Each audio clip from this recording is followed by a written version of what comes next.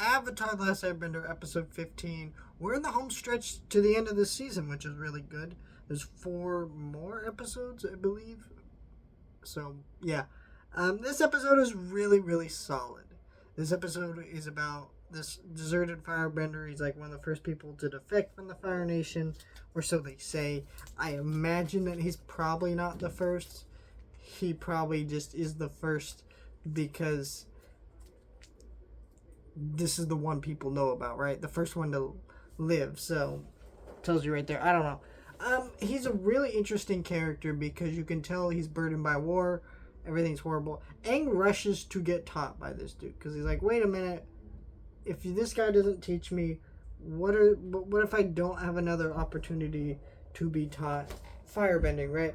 Which is a great observation, right?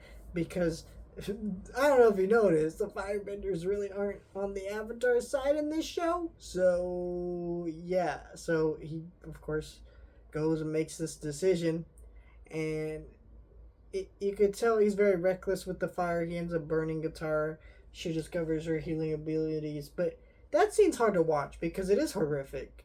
And, you do understand John John's fear of, like, fire is something that it's like driving a car.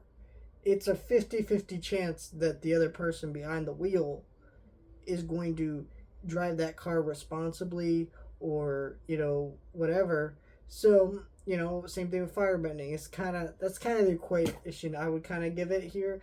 It makes sense. And, yeah,